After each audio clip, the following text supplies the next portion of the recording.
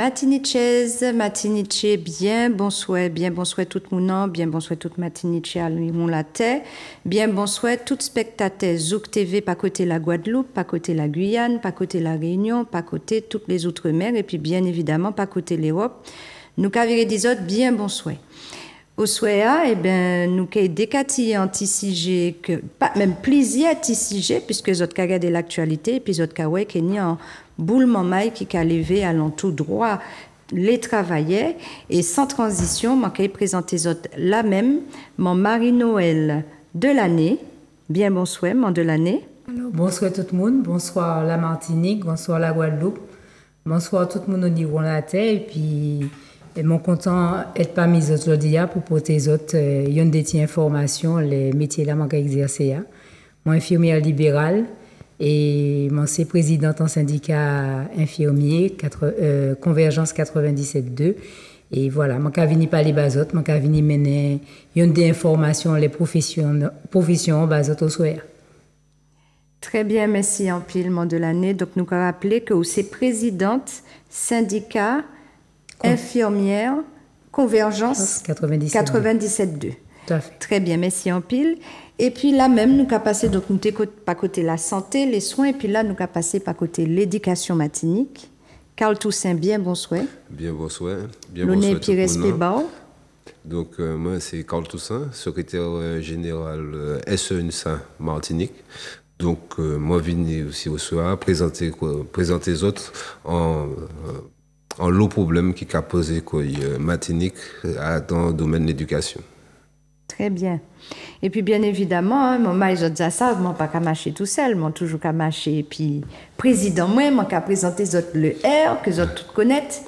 Le R qui jeudi joue et bien qu'il y a des nouvelles puisque nous avons annoncé officiellement que nous créions le R-PRAC. Bien bonsoir, le R. Bel bonsoir Aude, bel bonsoir la Martinique, la Guadeloupe et tout le monde dans le monde de la terre.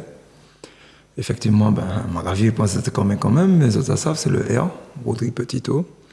Et puis, je dis à là, on va nous parler d'associations non enregistrées, enfin, puisque c'était très demandé, tout le monde voulait pouvoir poursuivre le mouvement avec nous, nous aider, contribuer, puis être là, adhérer à quelque chose de, j'ai envie de dire d'enregistrer quelque chose de, on va pas dire physique, parce que, mais s'accrocher à quelque chose, puisque c'est, donc on a enregistré le RPRAC, et le RPPRAC, Rassemblement pour la protection des peuples et des ressources afro-caribéennes.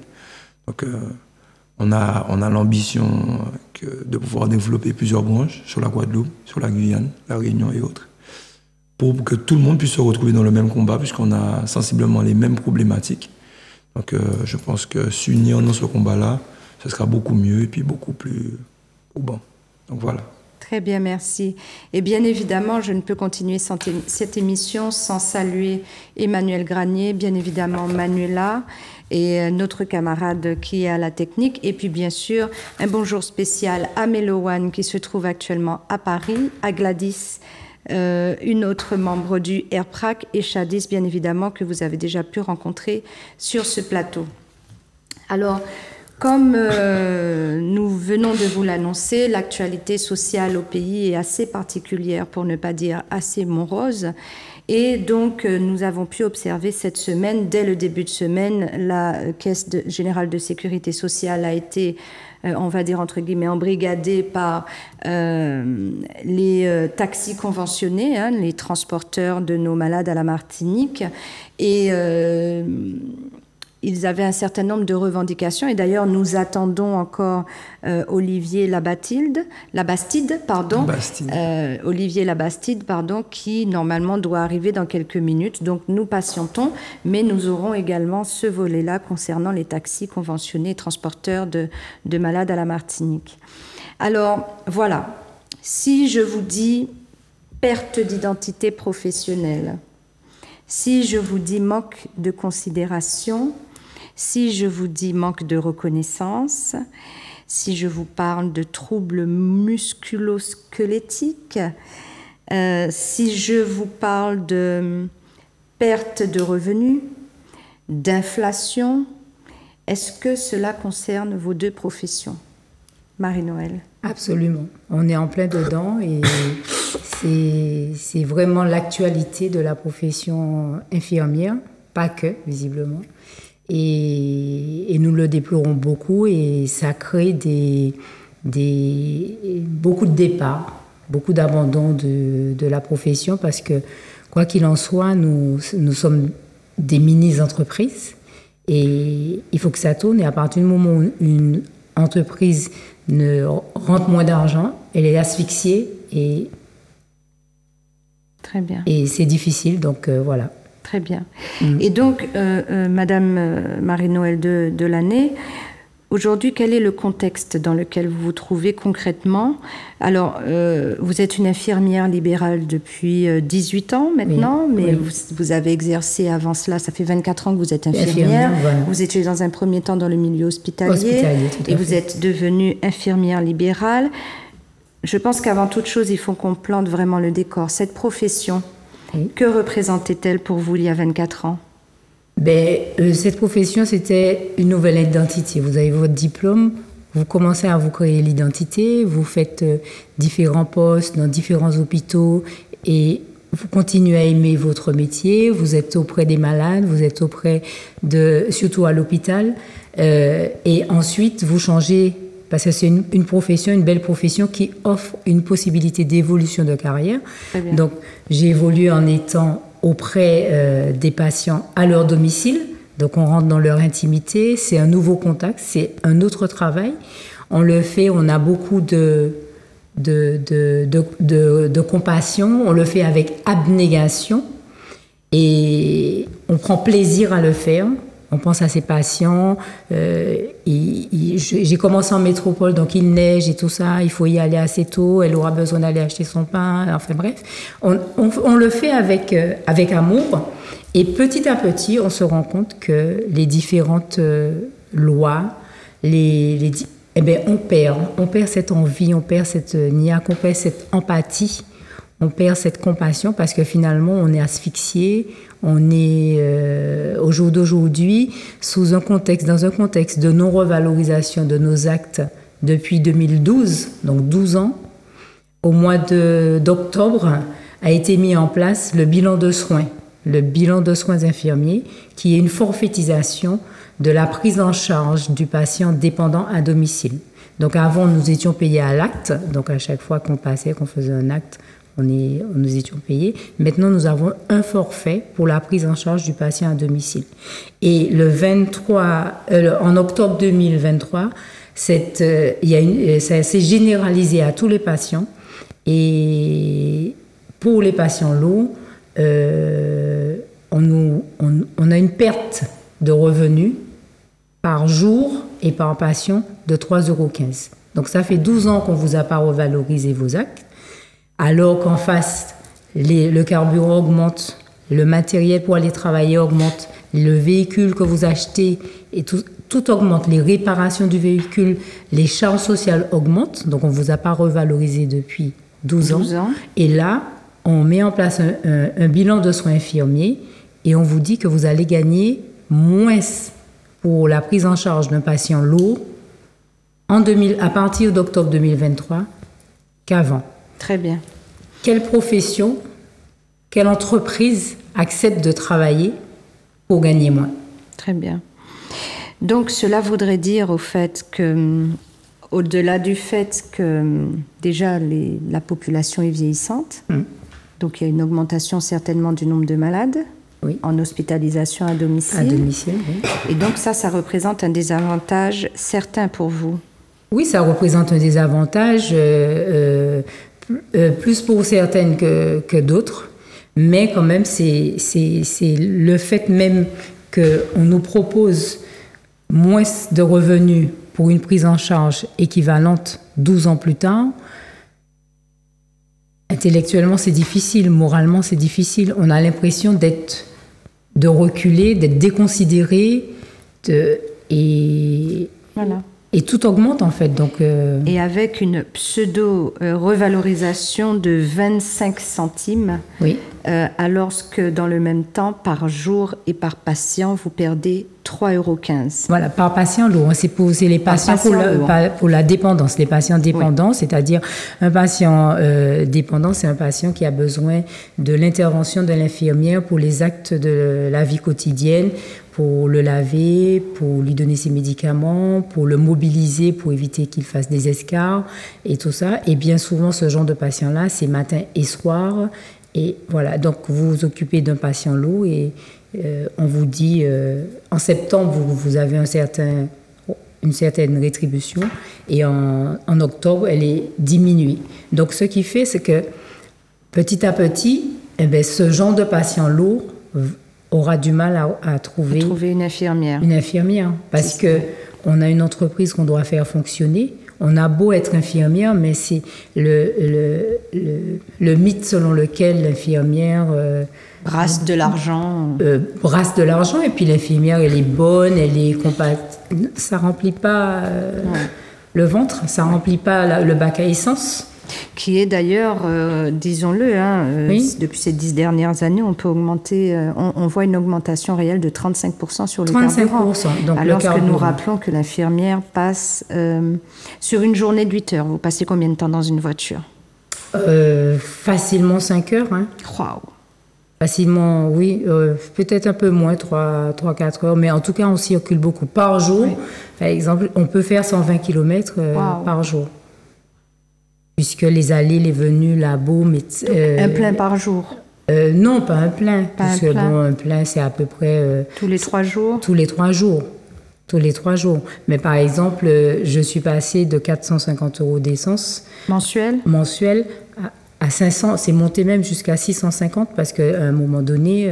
oui, l'essence avait dépassé les 2 €. Tout à fait, tout à fait. Mais entre-temps, on n'a jamais été revalorisé. La paire de gants que j'achetais...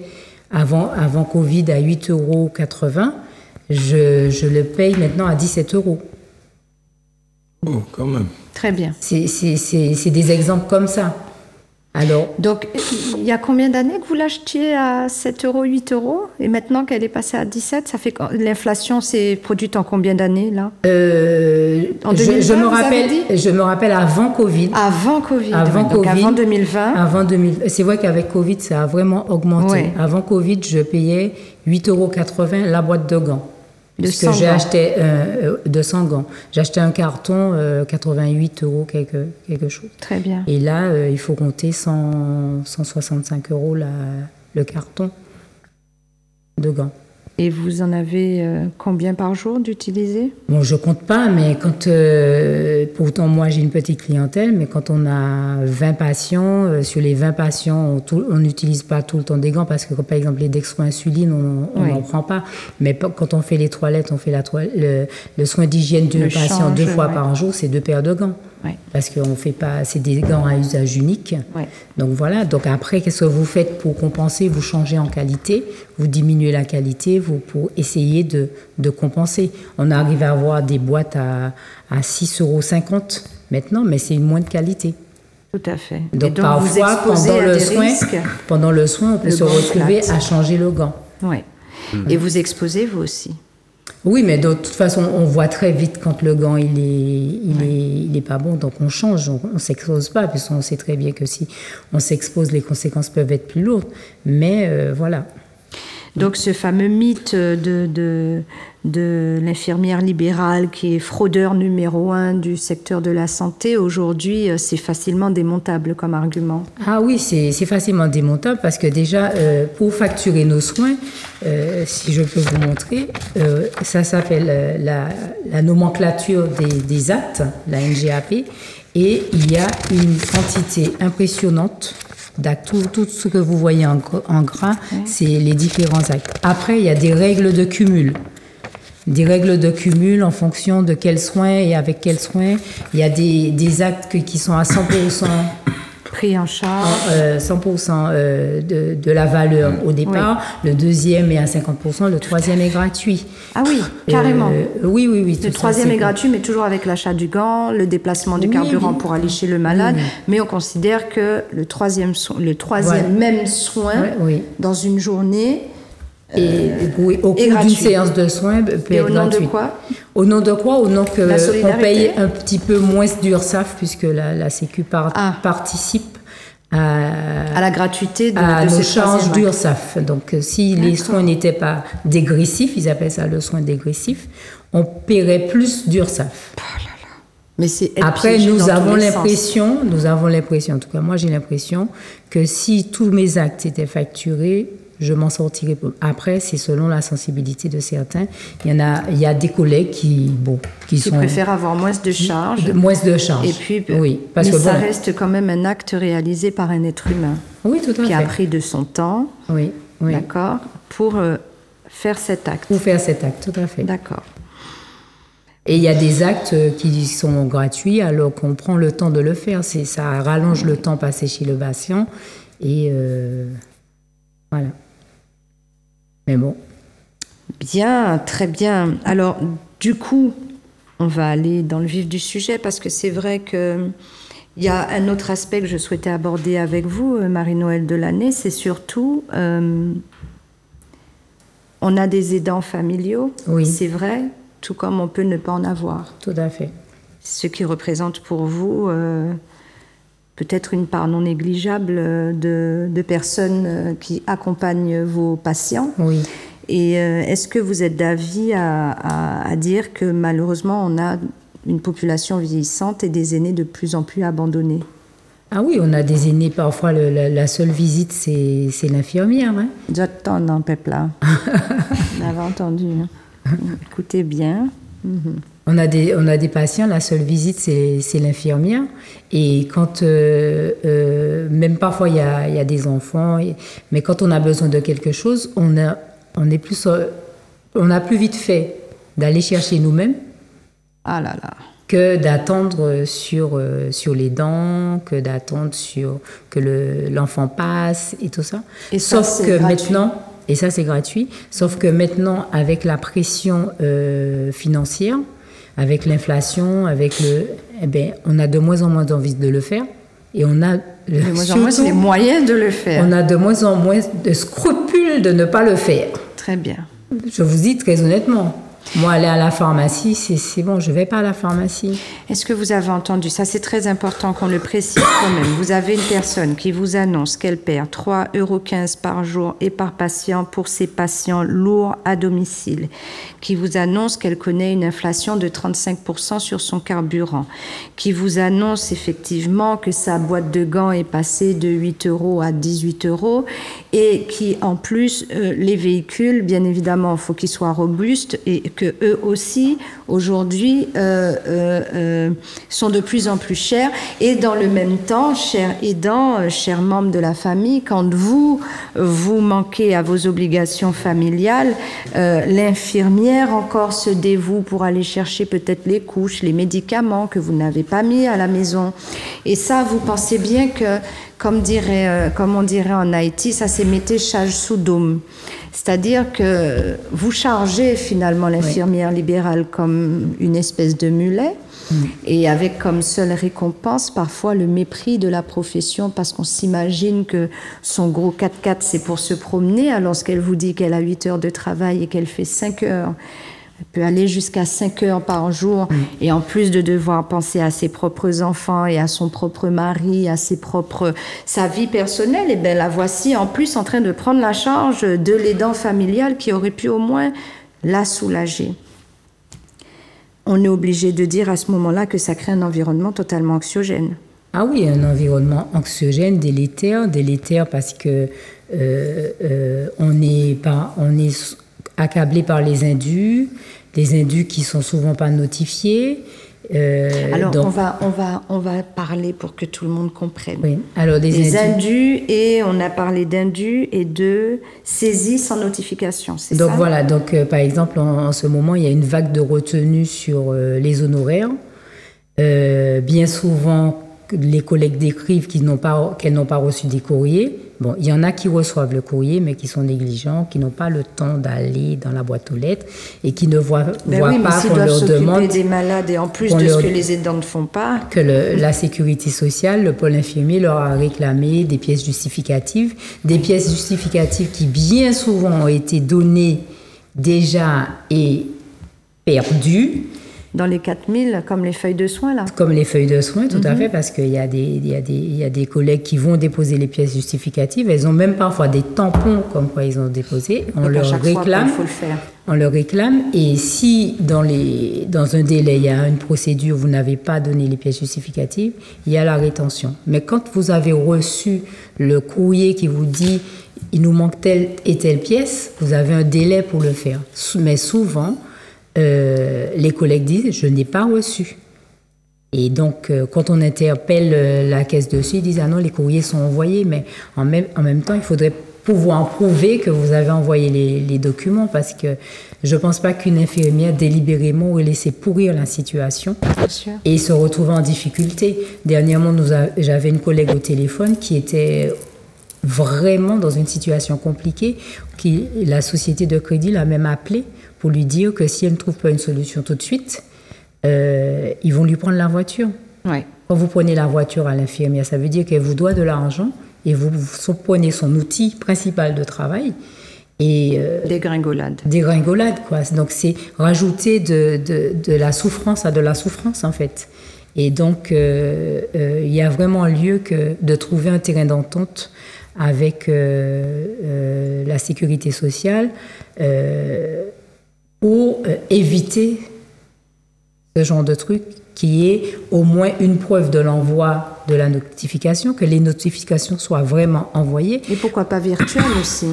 Oui, parce que ça peut se faire par mail, ça peut par se SMS. faire c'est surtout par mail et par courrier, mais par courrier, si c'est un courrier simple. Bon, et puis si on a la grève de la poste au passage, on en est là aujourd'hui. Oui, non, mais c'est ça. Mais bon, il y a un délai quand même de 2 mois. Mais c'est que et parfois, il y a des collègues qui ont des indus avec des messages genre erreur technique. Ça veut dire quoi? Pourquoi exactement? Donc la collègue ne peut pas arrêter de faire l'erreur. Et en face, elle appelle, il n'y a pas d'interlocuteur pour lui expliquer c'est quoi l'erreur. Très bien. Et après, on nous met sur la première marche de podium des fraudeurs.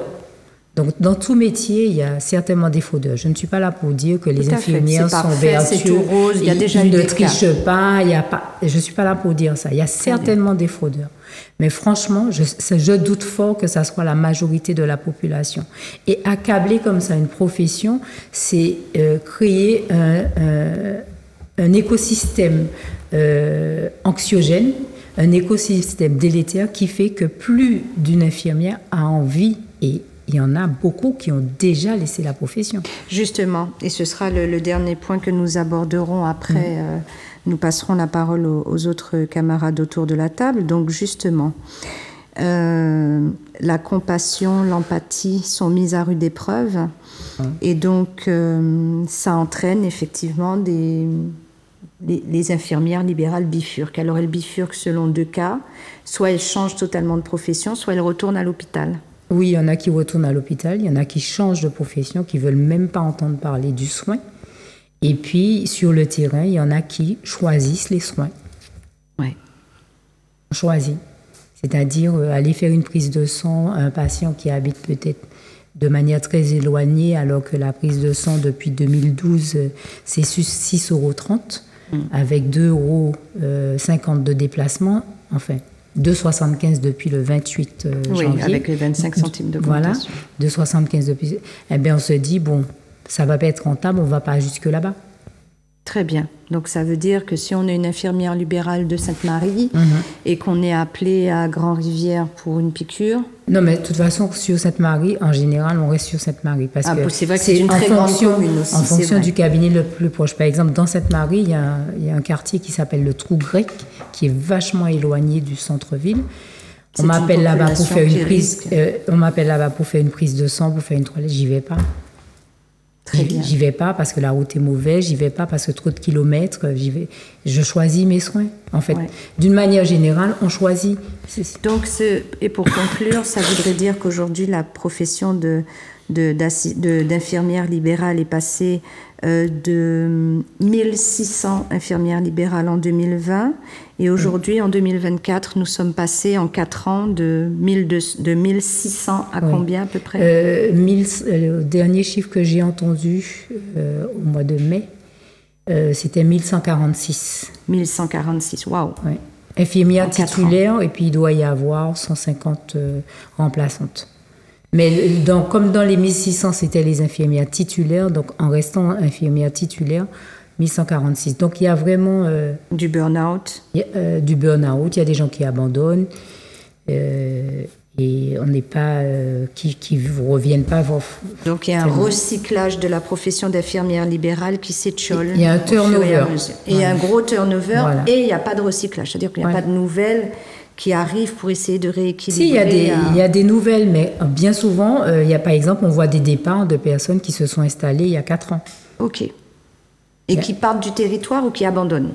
Qui abandonnent ou qui retournent à l'hôpital. Très bien. Voilà. Très bien. Donc, alors que ça fait 18 ans que je suis en libéral. Après 18 ans, on a un petit peu de mal à retourner à l'hôpital. Mais les plus jeunes, les personnes installées plus récemment, on constate en commission paritaire qu'il y en a qui repartent alors que ça fait pas longtemps qu'ils étaient là.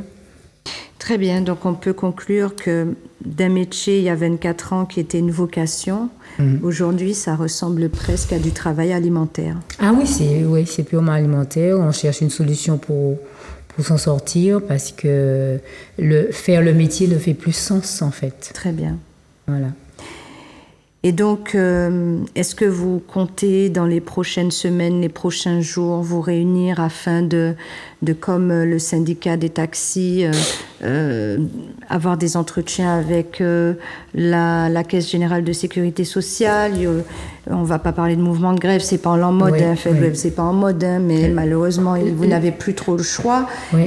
Donc, est-ce que vous pouvez nous dire quelles sont vos perspectives d'ici les jours ou semaines à venir? Là, les perspectives d'ici les jours ou semaines à venir, c'est essayer de rentrer en contact et d'avoir un échange avec la caisse, le pôle infirmier, carrément, pour traiter les différentes difficultés en matière d'indu. Le BSI, le bilan de soins est rentré, mais il y a beaucoup d'interrogations quant à la façon de facturer les autres soins qui sont extérieur au BSI, mais que la CNAM dit que comme il y a un bilan, il faut que le soin soit à 50%, on n'est pas trop d'accord. Donc se mettre d'accord sur tous ces petits points-là, des aiguillages donc, que la profession a besoin, c'est une demande qui a été faite à la Caisse. Il nous avait été promis une rencontre en janvier à ce sujet.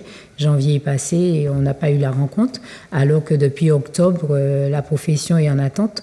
Donc là, vraiment, je pense que tous les soucis par rapport à ce bilan de soins, toutes ces interrogations, parce que c'est nouveau, il faut encore s'adapter à un nouvel outil. En fait, ça a commencé depuis 2020, mais là que c'est généralisé, il y a plus de questions qui se posent. Par exemple, quand on fait un bilan de soins, on fait une synthèse. Et la synthèse, elle est valable 1 an. Si entre-temps, pour une raison ou pour une autre, le patient change d'infirmière, c'est une synthèse qui, pour l'instant, on ne sait pas s'il faut la transférer, donner à la nouvelle infirmière, si la nouvelle infirmière doit refaire une synthèse. Donc, c'est imprécis. C'est imprécis, voilà. Très bien. C'est imprécis, et puis il y a beaucoup d'interprétations des deux côtés. Il faut qu'on se mette en accord pour éviter les indus et éviter d'être taxé de fraudeurs en plus, encore. Très bien. Bien, écoute, le R, ça donne envie d'accompagner les infirmières libérales de Martinique. Donc, si d'aventure on entend dire que le syndicat Convergence 972 des infirmières libérales se mobilise, eh bien, nous serons là. Qu'est-ce qu'on peut dire au peuple? De venir les appuyer, d'être là, parce que... Et pourquoi? Les infirmières, elles sont là pas pour elles sont là pour le peuple. Tu en sais quelque chose? J'ai déjà vécu bien des choses qui fait que je sais que quelquefois on a l'impression que ces combats-là sont loin de nous, mais ils sont bien plus près de nous qu'on ne pense. Personne n'est à l'abri d'une maladie ou d'un accident. On n'a pas le livre de la vie, on ne sait pas qu'est-ce qui va se passer demain. Et on est tous appelés à vieillir, donc tous appelés à un jour avoir des soins par une infirmière peut-être. Donc c'est pas un combat qui est propre aux infirmières, elles sont pas en train de se battre que pour elles sont en train de se battre pour être dans de bonnes conditions pour pouvoir soigner les patients. Donc, elles demandent à être respectées et on voit que malheureusement, tout ce qui est mis en avant, c'est l'argent, les taxes, mais pas le bien de l'être humain et le bien de celui ou celle qui va soigner l'être humain. Alors que pour qu'une infirmière, moi j'estime, parce que je ne suis pas infirmier, mais peu importe la profession, pour pouvoir exercer pleinement et puis à 100%, il ne faut pas être stressé, il faut être dans de bonnes conditions. Mais on voit que malheureusement, le peuple n'est pas écouté, les travailleurs ne sont pas écoutés et que ce système-là met une telle pression que, comme elle a dit tout à l'heure, madame, c'est plus pour le ventre que vraiment pour la passion. Et c'est vraiment triste. Donc, il faut soigner les soignants à l'heure qu'il est. Il faut soigner les soignants. Oui. Bon, en attendant, hein, vous savez, ceux qui ont l'habitude de mettre les petits fruits de côté pour l'infirmière quand elle va passer, les petits légumes, ça aussi, ça donne aussi une part du salaire. Donc, eh bien, continuons, chers Martiniquais et Martiniquaises, continuons à encourager nos infirmières libérales et puis retenons une chose, c'est que ne les chargeons pas plus que ça. Vous êtes aidants, c'est votre maman, c'est votre sœur, c'est votre frère, c'est votre père, c'est votre oncle. Oui, vous aussi, vous avez votre travail. Oui, vous aussi, vous êtes fatigué, vous avez tendance à vous reposer un petit peu sur l'infirmière. Eh bien non. Réunissez-vous en famille et bien souvent, je suis sûre qu'on peut trouver une solution en interne. Et puis le malade, lui, il est à la maison et puis il va vous voir un petit peu plus. Ça changera que de voir que l'infirmière libérale. En tout cas, remerciements à vous pour votre travail. À travers vous, finalement, j'embrasse toutes les infirmières libérales. Bon courage à vous, mesdames et messieurs, parce qu'il y a des hommes aussi. Et puis, n'oublions pas que vous êtes celles qui vous accompagnent jusqu'au bout, jusqu'à la fin du parcours. Et moi, en tout cas, dans mon environnement, tous les malades que je connais sont plutôt satisfaits de leur infirmière, malgré qu'ils devinent la souffrance, mais ils sont généralement admiratifs de votre courage, de votre pugnacité et puis de votre motivation. Donc même maintenant, ce soir, même avant, on devinait la complexité du travail, mais en dehors de la complexité, donc des troubles musculo-squelettiques ou le fait d'être assis tout le temps dans la voiture toute la journée, ça crée des troubles. Mais là, maintenant, je pense que vous avez entendu avec précision les problématiques que rencontrent les infirmières libéraux de Martinique. Donc, Mamaï, les Yokaidi nous qu'a craqué, nous qu'a monté la sécurité sociale. Faut que nous pendeyo, vini ba yo fos là, parce que yo besoin fos nous, parce que c'est yo qui fos nous aussi. Merci beaucoup. Merci de l'écoute. Et puis, de toute façon, je l'ai pas dit, mais ce qui nous fait tenir, c'est souvent le petit bol de melon déjà épluché pour qu'on mange dans la voiture. Donc, en fait, la population nous le rend bien d'une manière générale. Eh bien, continue. Voilà. Continue. Eh bien, très bien. Eh bien, vous verrez tout à l'heure, parce qu'entre-temps, Monsieur Olivier Labastide est arrivé. Donc, vous verrez tout à l'heure qu'entre taxis conventionnés, transporteurs de malades et vous, il y a de fortes similitudes et ce sera l'objet de la troisième partie. Et donc, sans transition, tout de suite, Carl Toussaint, d'accord, que l'on a présenté. Cette fois-ci, on sort de la santé, on tombe dans le monde de l'éducation. Carl Toussaint, secrétaire général du syndicat SE-UNSA, c'est bien ça. Ce matin, mobilisation un peu timide. Mais ça ne veut pas dire que les difficultés ne sont pas là non plus dans le secteur de l'éducation. Ah oui, nous avons énormément de motifs de revendication, avec déjà annoncé pour la rentrée prochaine un certain nombre de suppressions de postes. Encore. Oui, ça fait 10 ans qu'on perd des postes. Oui. Rappelons qu'en 10 ans, nous avons perdu 120 postes, c'est ça déjà? Non, pas 10 ans. L'année prochaine, nous allons encore perdre 120 postes. Ah, pardon. Oui, c'est l'année prochaine. Ah, j'avais compris 120 sur 10 ans. Non, ça aurait été trop beau. Non, on perd 120 postes encore l'année prochaine, avec 55 pour tout ce qui concerne les écoles maternelles et les écoles élémentaires, et 60 postes collège-lycée, et 4 postes, si mes souvenirs sont exacts, 4 postes d'administratifs. Donc, encore... par an, en moyenne, on en perd combien ? Ben, c'est toujours à peu près dans cet ordre de grandeur. Donc, et ce sont des départs à la retraite non remplacés ou des suppressions? Non, ce sont des suppressions. Après, il peut y avoir aussi des réagencements, c'est-à-dire des postes qui sont supprimés, des collègues qui sont parfois sur des programmes bien spécifiques et qui sont réaffectés en classe. Donc ça permet, entre guillemets, de maintenir un certain nombre de collègues, mais il n'en reste pas moins que depuis 10 ans, on perd des postes et que ces pertes sont toujours justifiées de la même façon, c'est-à-dire la baisse des effectifs. Donc nous, ce qu'on dit, c'est que certes, il y a des baisses d'effectifs, mais au lieu de profiter de ces baisses d'effectifs pour améliorer les conditions d'enseignement, on les acte et on supprime des postes. Donc après, le rectorat nous dit que nous avons un taux d'encadrement qui est plus favorable en Martinique que dans d'autres académies, ce qui n'est pas faux. Oui. Nous avons plus d'enseignants pour 100 élèves que dans d'autres académies hexagonales, mais il n'en reste pas moins que toutes ces académies ne connaissent pas les difficultés que nous connaissons. Oui. Avec notamment un contexte économique et social qui est bien plus problématique en Martinique. Donc là, je n'apprendrai rien à personne. Nous avons quand même un taux de chômage qui est sans commune mesure. Nous avons une inflation qui est aussi sans commune mesure, puisque nous avons aussi un certain nombre de caractéristiques liées à notre situation géographique qui font que nous sommes encore plus impactés par la hausse d'un certain nombre de matières premières. Et donc, tout ceci fait que sans oublier éventuellement, nous on le pense fortement, c'est que vous avez sûrement aussi un impact du chlordécone sur les capacités, non pas que les élèves soient moins intelligents, mais sur leur capacité de rétention d'informations. Donc ça demande aussi peut-être un effort plus soutenu de la part de l'institution, effort qui n'est pas qu'on ne retrouve pas dans les faits. Et vous voulez dire par là que vous me parlez de troubles cognitifs, troubles de l'apprentissage en hausse, vous constatez? Oui, nous avons de plus en plus d'enfants, pour reprendre le jargon de l'éducation nationale, qu'on appelle enfants à besoins éducatifs particuliers, et la proportion de ces élèves ne cesse d'augmenter. Ensuite, avec une prise en charge en face quasi nulle. Ensuite, non, il y a une prise en charge. Il y a une prise en charge, mais elle n'est pas suffisante. Très bien. Cette prise en charge n'est pas suffisante.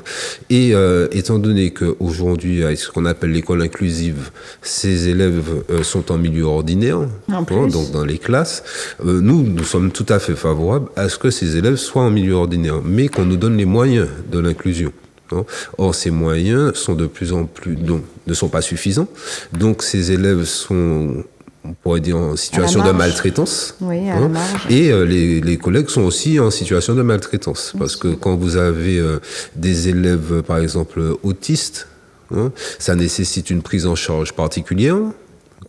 Et cette prise en charge, elle est réalisée en partie avec un personnel qu'on appelle les AESH, mais qui ne sont pas là toute la semaine, qui ne sont pas là forcément tout le temps, les jours, qui ont parfois qui doivent suivre plusieurs enfants, plusieurs établissements, parfois sur plusieurs établissements, qui sont sous-payés, qui n'ont pas de véritable statut.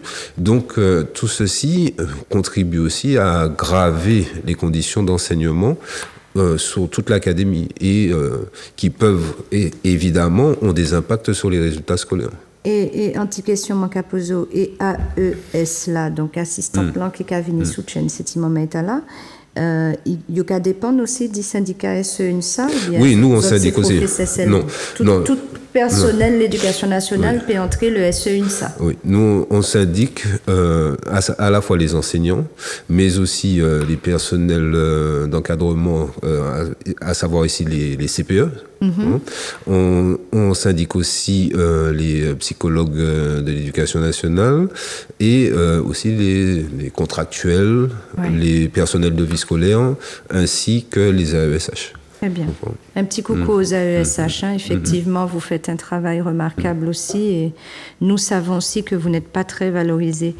Donc, sur la revalorisation salariale réelle, que pouvons-nous dire dessus? Parce que, exactement comme pour l'infirmière tout à l'heure, avec une perte de 3,15 € par jour par patient, un petit 25% d'augmentation sur les charges de carburant. Oui, sur l'indemnité de déplacement. Sur l'indemnité de déplacement. Vous, en termes de revalorisation salariale, est-ce qu'on peut dire que ça a bougé ces dernières années ou... Ça a un peu bougé puisqu'il y a ce qu'on appelle une revalorisation du point d'indice, c'est-à-dire le point de départ du calcul de notre rémunération. Mais cette revalorisation du point d'indice est largement inférieure à l'inflation. Oui.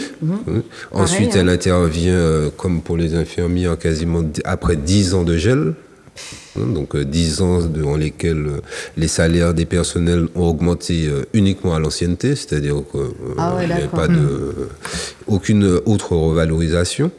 Vous avez bien entendu, hein?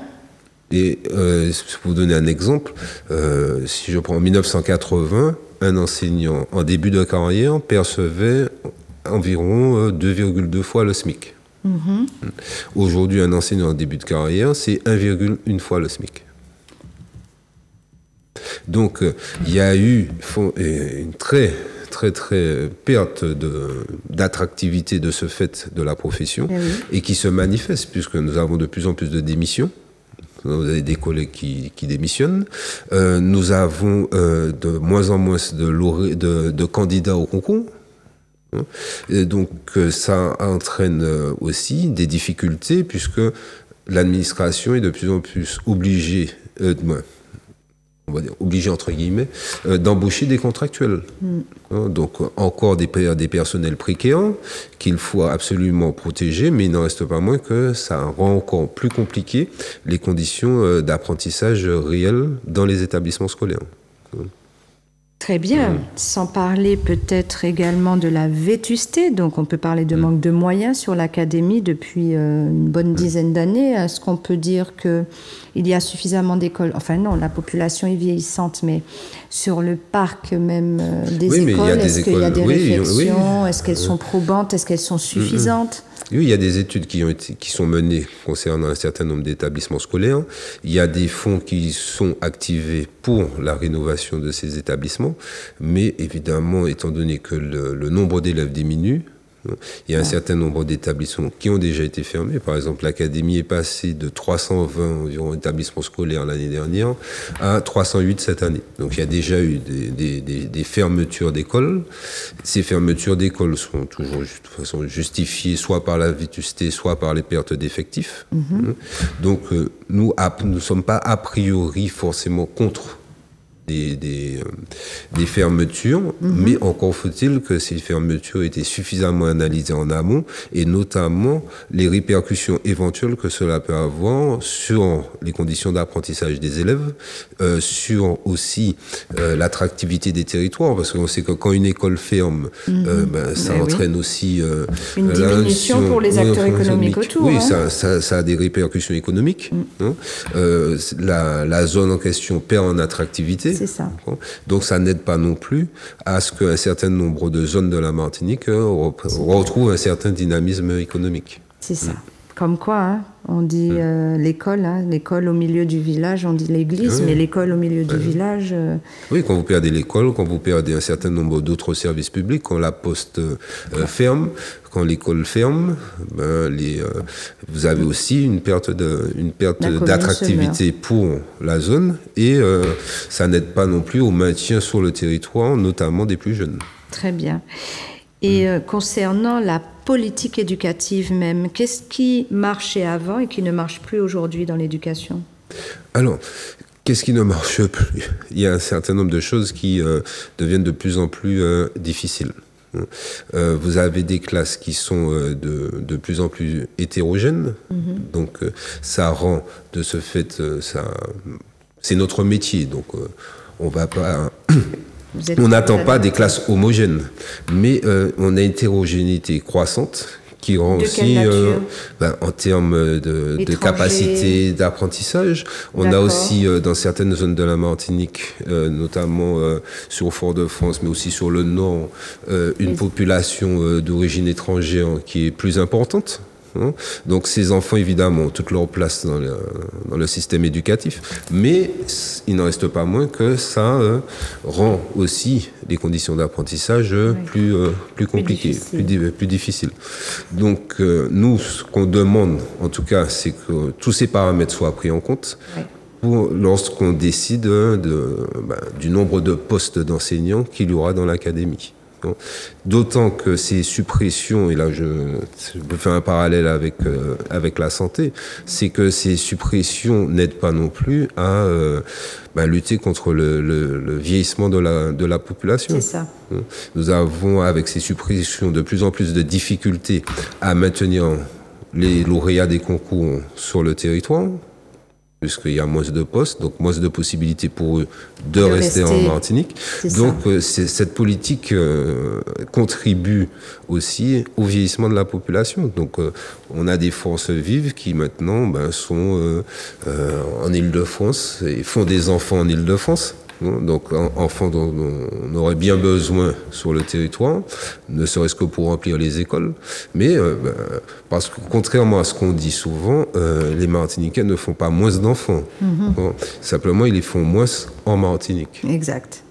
Ils les font ailleurs. Ils les font ailleurs. C'est ça. Et tout ça aussi contribue à ce que la profession aussi devienne de plus en plus difficile.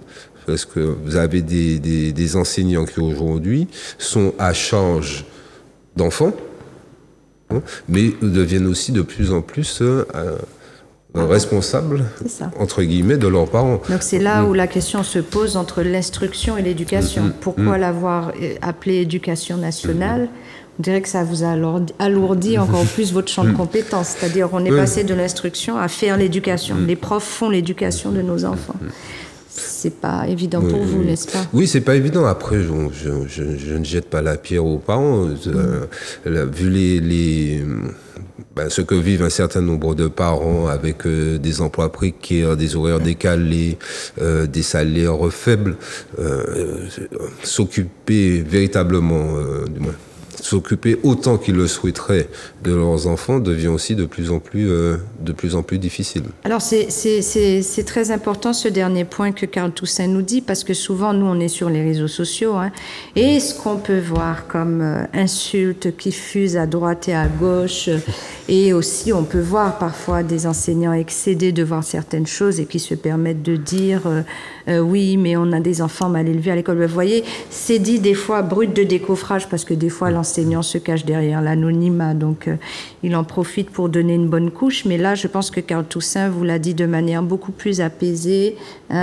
C'est pas une stigmatisation du parent aujourd'hui. Je pense que l'enseignant est tout à fait en mesure de comprendre, comme l'infirmière libérale, comme le transporteur conventionné, transport de malades, qu'il y a une réalité sur le terrain. C'est la précarité qui est galopante sur pratiquement tous les secteurs d'activité aujourd'hui. Et donc, ça crée une solidarité presque ineffable qu'on oserait dire, mais vous essayez quand même de mailler le territoire pour quand même qu'on ait le moins de victimes collatérales de tous ces échecs finalement d'avancée sociale dans notre pays. Et j'ai trouvé que Carl Toussaint l'a très joliment dit. Oui, c'est vrai qu'on se retrouve non plus à instruire, mais à éduquer maintenant des enfants. Mais on ne va pas jeter la première pierre aux parents, on va surtout réaliser que c'est difficile pour tout le monde. Mais c'est encore plus difficile pour vous, du coup. Oui, c'est difficile pour nous, mais bon, on fait avec. Mais Oui, mais bon, on fait avec, mais à un moment donné, on a quand même envie de dire à ce gouvernement, mais attendez, on va où aussi? Après, on sait pertinemment que toute cette politique gouvernementale, en fait, n'aide en rien à ce que les parents puissent effectivement prendre en charge leurs enfants. Ouais. Donc ça devient aussi pour les parents de plus en plus difficile. Ouais. Alors là, cette virgule, je vais la faire pour moi avant de passer à Olivier. C'est pour moi, ne paniquez pas. Je sais que le R, il est habitué, on est habitué. Mais Monsieur Bouvier, préfet de Martinique, quand même. Monsieur le recteur, rectrice de la Martinique, quand même. Alors, les personnes qui sont autour de la table sont des professionnels. Hein. Nous sommes là pour échanger, mais ça, c'est nous, le RPRAC, qui vous adresse ce petit message.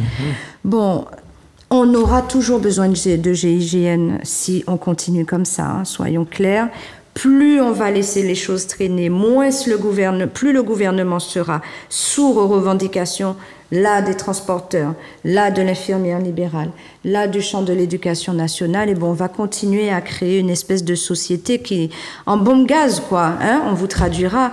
Et aujourd'hui, on entend des personnes qui sont tout à fait solidaires, des Martiniquaises et des Martiniquais en souffrance à l'école et consorts. Et moi, je pense qu'il est peut-être temps de tirer la sonnette d'alarme et puis qu'il va falloir un petit peu détendre cet élastique-là, parce que je pense que vous constatez comme nous-mêmes que tous les indices commencent à passer au négatif. Et l'intérêt que vous auriez à développer, c'est de faire entendre à ce gouvernement qu'on n'est pas... On ne va pas dire qu'on est ni mieux ni moins bien loti qu'une région de France, mais par contre, voilà autour de la table 3 corps de métiers différents qui en une semaine se sont retrouvés sur des revendications qui sont pratiquement les mêmes, quoi.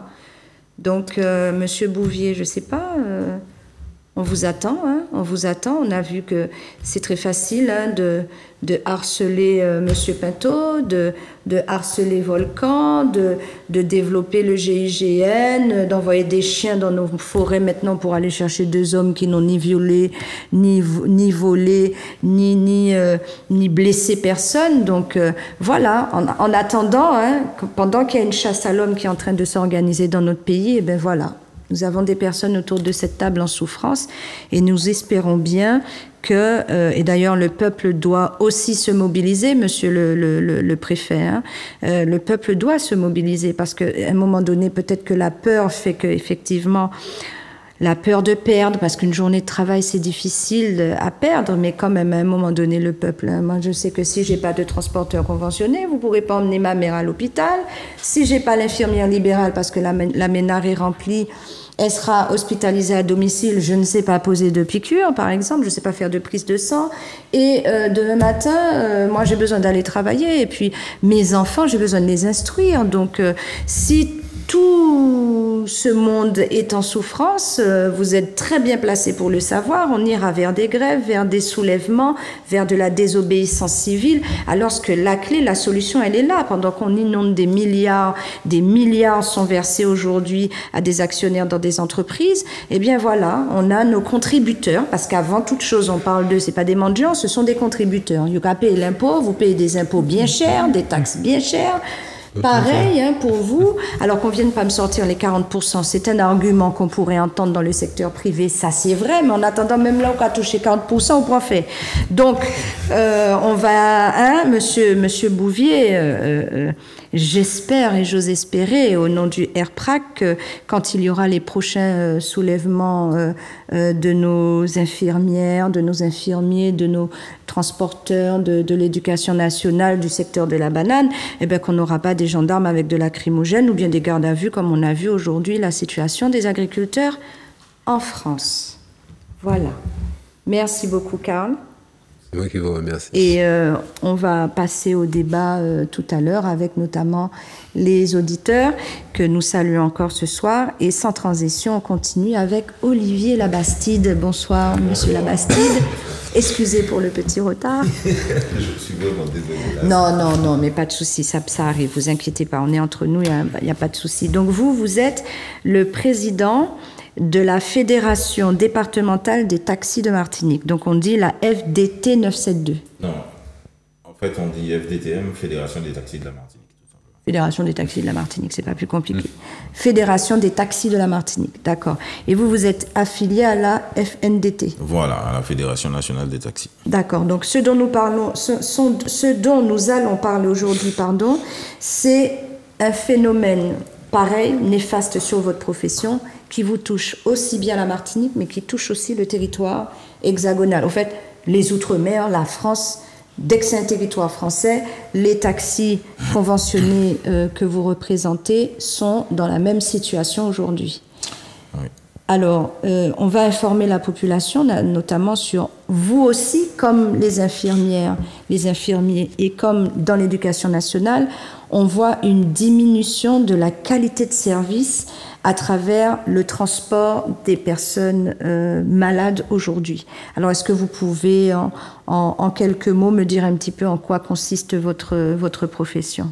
Alors déjà, pour commencer, je tiens à vous remercier de m'avoir invité et je tiens à m'excuser aussi pour mon retard. Cependant, dans votre préambule, j'ai entendu effectivement le même problème que nous rencontrons ici, c'est national, etc. C'est d'abord national. Et ensuite, chez nous, ça a encore une autre répercussion. Puisque, effectivement, comme le représentant de l'éducation nationale l'a dit, on a un contexte qui est particulier. D'accord ? On a une paupérisation de cette population, on a un climat social délétère, on a beaucoup de drogue aussi dans notre pays, il faut le dire, d'accord, avec tout ce que ça engendre, la violence que ça engendre. Et effectivement, pour revenir aux patients, en fait, je parle de tout ça parce que vous savez, lorsqu'on véhicule les personnes, même si ce sont pour des soins, d'ailleurs, ce sont pour qu'ils obtiennent leurs soins au niveau des hôpitaux ou autres, ben, on a l'occasion de discuter de toutes sortes de choses, hein. Bien sûr, malheureusement, des maux de notre île, et ça leur fait du bien, parce que ce sont le plus souvent des gens qui sont isolés, isolés, et qui n'ont pas forcément de gens avec qui échanger. Effectivement, par rapport à notre profession, on se doit normalement de ne pas rentrer dans des sujets politiques, religion, etc. Mais vous savez, rien ne nous empêchera d'être martiniquais. Donc, je pense que ça, effectivement, nous l'avons appris en formation, mais il n'en demeure pas moins que il y a des choses qu'on ne peut pas expliquer, en fait. Il y a un feedback, il y a un feeling qui passe entre nous. Donc, quand vous transportez quelqu'un qui vous fait penser à votre grand-mère ou à une grande-tante et qu'elle lance ce sujet, etc., vous savez que vous l'emmenez pour une pathologie lourde. Moi, ça fait 15 ans que je suis là, donc je n'arrive pas à faire de diagnostic, mais je sais que voilà. Ça va pas forcément durer longtemps. Donc, lorsqu'on amène les gens en soins palliatifs, etc., donc vous savez, là, on va éviter de ne pas trop, comment dirais-je, s'investir dans le sujet avec ses émotions, mais on va quand même en parler, puisque la personne demande, vous voyez. Donc, notre rôle n'est pas uniquement de conduire les gens. Au-delà de cela, vous parliez, quand je suis arrivé, de véhicules utilisés par les infirmiers, et ça me fait bien rire. Vous savez, notre fonction première, c'est le transport. Bon, ce qui m'amuse, c'est que tous les gens qui fustigent le type de véhicule, même chez nous, ça arrivait pour les taxis. Ce sont des personnes qui voyagent en dehors de la Martinique. Lorsqu'ils arrivent à Paris, ils n'ont jamais vu de 4L taxi, quoi, hein, entre guillemets, vous voyez. Donc, ce sont des véhicules plus ou moins luxueux, d'accord. Donc, c'est un minimum, forcément. Vous aimez, de la même manière, quand vous allez chez quelqu'un, vous aimez vous sentir attendu, d'accord? Ben c'est pareil. Nous, on reçoit les gens, c'est notre petit chez nous, d'accord? Nous essayons d'avoir la meilleure conduite, la meilleure conduite qui soit. Il m'est même arrivé des fois de transporter au dit chauffeur des collègues à moi pour X réseaux et qui s'endorment et qui me disent Thibault Mourive, fais-moi dormir. Vous voyez, sur la qualité de la conduite, c'est très important. Donc avant tout, c'est pour ça qu'on fait ce métier, parce qu'on aime conduire avant tout. Ensuite, on aime les gens. Et après, c'est vrai qu'il y a beaucoup de mots sur l'île, mais on a quand même pas mal de chance parce que ce petit côté insulaire fait que on peut être éloigné, mais on est tellement proche. Moi qui habite du Cos, je transporte des gens de Gore-Rivière, mais j'ai l'impression que je les ai toujours connus, en fait. Donc, avec leurs petites anecdotes, ils me rappellent bien des choses. Donc, tout ça, tout ce beau paysage, avec tout ce beau soleil, eh ben, vient être assombri par des choses qui émanent de l'Élysée, de 8000 km, et tout, qui correspond peut-être à une réalité. Ça m'étonne fort, puisque sinon mes collègues ne se seraient pas mobilisés à Paris, d'accord? Donc, je me demande comment les gens font pour penser au sein de ce gouvernement que ça peut nous correspondre. Si ça ne correspond pas à ceux qui sont juste à 1 kilomètre de vous, imaginez-vous à 8000 km. Alors, très bien, monsieur Labastide, pardon. On en parlait tout à l'heure. Un patient, aujourd'hui, pour entrer dans le vif du sujet concernant les transporteurs conventionnés, aujourd'hui, vous êtes tellement poussé à l'extrême qu'on a même pu entendre parler du nombre plus important réglementaire de patients dans vos véhicules du fait de certaines coupes franches ou de décisions qui ont été prises par la sécurité sociale. Est-ce que vous me confirmez, parce que ça je l'ai déjà entendu de la bouche de malade, mais je voulais en être sûre, est-ce que vous pouvez avoir un patient qui peut partir faire une chimio à Clarac, allez, je dis ça comme ça, vous êtes allé le chercher à Grand-Rivière à 3h du matin pour faire sa chimio ou sa dialyse, et une fois que vous êtes allé le chercher, vous l'avez déposé à la Ménard, vous-même, vous repartez dans les embouteillages pour vous occuper d'un autre patient. Et ce fameux patient qui est réveillé depuis 3h du matin, que vous êtes allé chercher, qui fait sa chimio, il peut vous attendre combien de temps pour retourner chez lui? D'accord. Vous parlez d'un patient, vous avez pris un exemple, Grand-Rivière. En fait, à la base, notre vocation n'est pas de faire attendre les gens. Oui. D'accord. Déjà, le métier de taxi, à la base, c'est une certaine ponctualité. D'accord. En fait, pour faire la différence, si vous voulez, puisque le choix reste encore au patient pour l'instant. D'accord. Si on ne rentre pas dans les textes qu'on veut nous imposer aujourd'hui. Donc, en fait, si vous voulez faire la différence avec un autre collègue du même secteur, il faut déjà montrer patte blanche, en fait, montrer que vous êtes ponctuel, etc. Et peut-être ne pas prendre autant de patients que lui, que le collègue, pour pouvoir justement être là, honoré, et ne pas dépasser la demi-heure d'attente, par exemple. Vous voyez. Donc, sachant qu'on a un client de Grand-Rivière qu'on l'achemine sur Clarac, je suis tenté de vous dire... est-ce qu'il faudrait en chercher un autre aussi loin, etc., etc. Vous voyez, puisque le temps que vous remontiez, que vous redescendiez, etc., ça risque forcément de coincer un moment dans la journée, surtout avec la circulation. C'est ça. Là, je voulais un petit peu en venir par là. Quelles seraient les causes du retard? Donc, vous avez ce trafic de la zone Cassem qui est vraiment englué, quoi. C'est vraiment compact. Absolument. La Ménard se trouve les hôpitaux principaux de l'île se trouvent, les cliniques à la Cassem, et pourtant la Cassem est le point noir de la Martinique en termes de transport. Donc, est-ce que ça a un impact sur votre activité? Considérable. Vous savez, et puis lorsque j'entends, je ne veux pas changer de sujet, mais certaines personnes de la population qui fustigent le fait que nous passions dans le couloir du TCSP. Des fois, entre nous, on est amené à se dire, voilà, je nous qui transporté maman ou ma tante ou qui comprend à qui ça casse vivre. Lorsque vous avez quelqu'un qui sort de radiothérapie, par exemple, ou de chimio, d'accord, qui habite Sainte-Luce, ok, mais cette personne-là sort à l'heure de pointe. Vous imaginez? Parce que le plus souvent, quand la personne va en chimio, en fait, on commande le produit à la Ménard à partir du moment où la personne est présente. Ah oui. Oui, parce qu'on va pas faire le produit, puisque c'est pour chaque patient. Je ne suis pas un spécialiste, mais j'ai bien compris ça de manière empirique avec les années. Et c'est que lorsque la personne est présente qu'on appelle la Ménard pour emmener le produit. Et pas avant. Donc tout le monde a plus ou moins rendez-vous à la même heure, enfin les premières séances, et on fait l'inventaire et tout, le présentiel, voir qui est là, qui n'est pas là, et à ce moment-là, le produit arrive, puisque je pense que ce sont des produits qui coûtent relativement cher, donc on ne peut pas se permettre d'avoir un produit là et que le patient ne soit pas là. Waouh! Et donc, ça, c'est peut-être pour ceux qui ont aussi tendance à vous critiquer. Ils ne voient peut-être pas cette réalité-là que vous vivez. En fait, on a l'impression que c'est un luxe pour nous, alors qu'on parle bien de taxi. Alors là, on est dans la partie malade. Je ne parle même pas parce qu'on a un aéroport en Martinique. D'accord? Nous avons des avocats qui plaident à 8 heures. Les avions, enfin, du temps où il y avait Antilles toujours, enfin, les deux compagnies, arrivaient à 7h30. Et vous avez des avocats qui sortent, qui vous disent il faut que je sois absolument à 8 heures au tribunal. Avec les embouteillages, si on n'avait pas le couloir, ça ne serait pas possible. Tout à fait. Quelque chose de clair. Et aussi, il faut pas oublier que, nous, on coûte 12 fois plus cher que le TCSP. Vous voyez ce que je veux dire? Donc, imaginez-vous le client qui prend un taxi pour son confort, pour sa discrétion, et qui se voit dans des bouchons, enfin, payer plus cher pour arriver bien après. Vous voyez, enfin bref. Très bien. Donc, tout en sachant que la journée d'un transporteur peut commencer à 3h du matin et terminer à 23h. Facilement. Sensiblement comme les infirmières libérales. D'accord? Aujourd'hui. Et aujourd'hui, quels sont les revendications que vous avez développées auprès de la sécurité sociale cette semaine lors de votre mouvement. Voilà, alors lundi, nous avons fait un mouvement qui à la base était national. Maintenant, nous avons fait ce mouvement ici. Nous avions besoin d'interpeller notre caisse parce qu'on veut vraiment faire valoir nos spécificités, d'accord? Parce qu'on parle de chiffres, c'est bien beau, mais si les bases étaient les mêmes, j'aurais compris. Vous voyez, on aurait laissé le mouvement se faire de manière nationale, tout simplement, mais les bases ne sont pas les mêmes.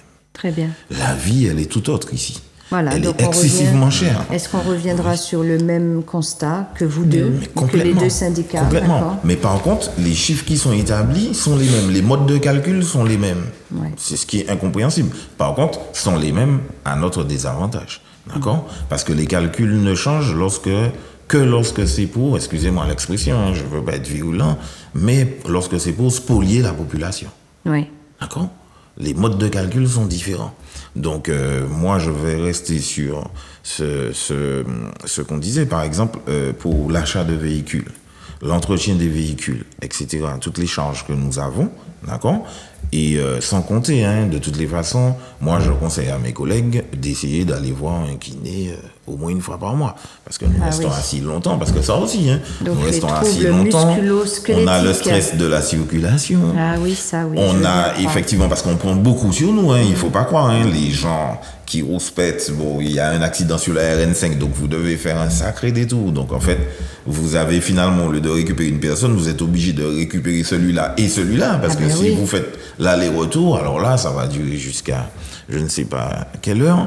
Et en fait, on essaie de s'accommoder, donc on prend énormément. Donc après, les conséquences que ça peut avoir aussi sur la vie familiale, ça, je vous en parle même pas. Donc on vous voit pas, mais quand vous rentrez, vous n'êtes pas d'humeur. Vous n'êtes pas d'humeur, vous avez juste besoin de couper un peu, parce que vous avez pris toute cette charge sur vous, tous ces témoignages, toutes ces anecdotes, etc. Avec les enfants. Hein. Voilà. Donc ensuite, ce sur quoi je voulais insister, c'est que je ne suis pas en train de pleurer pour nous, mais derrière qu'on voit, puisque vous parliez de vocation qui se perd tout à l'heure en parlant du corps infirmier, mais nous aussi, on se dit, mais attendez, on nous parle de population vieillissante, on nous parle de plein de choses qu'on met en place, etc., alors que l'existant n'est pas entretenu. Et quand je parle de l'existant, je parle aussi bien du corps infirmier, je parle aussi bien des transporteurs sanitaires, et ça me fait penser à beaucoup de choses que nous avons. On construit beaucoup de nouveaux immeubles ou de nouvelles petites villes comme les Temps-Abricots, etc., alors que ce qui existait déjà, on n'en prend même pas soin. Tout à fait. Prenons-en soin. Il faudrait peut-être entretenir ce que nous avons déjà au lieu de penser à défricher et à construire de nouveau. Ben, on fait exactement, c'est le même schéma en fait. Et je serais tenté de dire que, je sais pas, hein, pour tout le monde autour de la table, nous sommes entiers, nous avons grandi ici, on a grandi forcément avec des grands-oncles, nos grands-parents, etc. Et c'est pas dans notre culture ça, cette façon de voir. Détruire ce qui nous donne à manger pour construire des blocs au lieu d'entretenir ce qu'on a déjà. Mal utiliser, abîmer les infirmiers, les transporteurs sanitaires en négligeant leur qualité de vie et les risques qu'ils ont pris, parce que c'est de l'entrepreneuriat. Ce sont énormément de risques que nous prenons au départ, d'investissement, etc.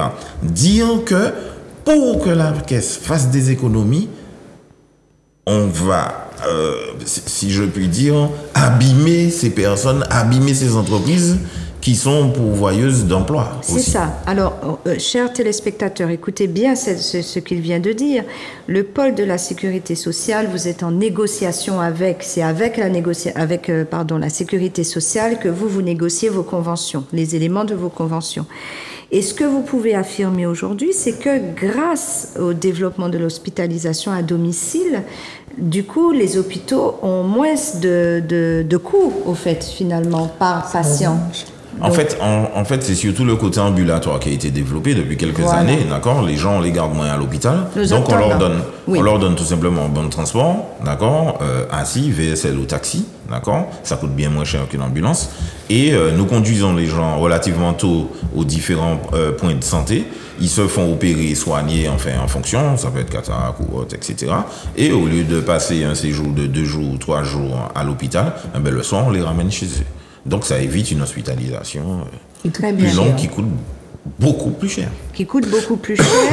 Et donc, donc, pour faire cette prestation, vous faites ce qu'on appelle un bon Alors, le médecin prescrit un bon de transport. Un bon de transport, d'accord. Et le coût, donc vous facturez à la sécurité sociale l'acte d'avoir transporté une personne d'un point à un autre. Et là, on parle, par exemple, si je dis 100 €, en tout et pour tout, après l'imposition, après la taxation, après les charges, donc carburant, pneus, entretien de véhicules et consorts administratifs, sur les 100 €, il vous reste combien? Honnêtement? Oui. Je rappelle, de 3h à 23h. Non, franchement, j'ai limite pas envie de vous répondre parce que limite on nous appellerait des couillons. Je pense que si sous nous reste 20 €, c'est énorme. Aujourd'hui, s'il nous reste 20 €, c'est énorme. C'est énorme et je pense qu'il ne nous reste pas 20 €. Ouais. Après avoir tout enlevé. Voilà. Parce que, en fait, la difficulté est la suivante. Lorsque le transport sanitaire s'est développé pour les taxis, effectivement, pour certains, on voyait l'Eldorado. Mais l'Eldorado, c'est quoi? C'est la garantie d'avoir un planning. D'accord? Donc, de ne pas partir au petit bonheur, la chance. C'est ça. OK? Cependant, ceux qui n'effectuaient pas ce genre de transport s'en sortaient quand même. Mais d'autres préféraient avoir effectivement un planning hebdomadaire, etc. Donc, une clientèle régulière, fidèle, etc., voilà. etc. Mais au fil des années, la caisse nationale, d'accord, donc forcément locale, derrière, a commencé à augmenter les taux de remise, etc.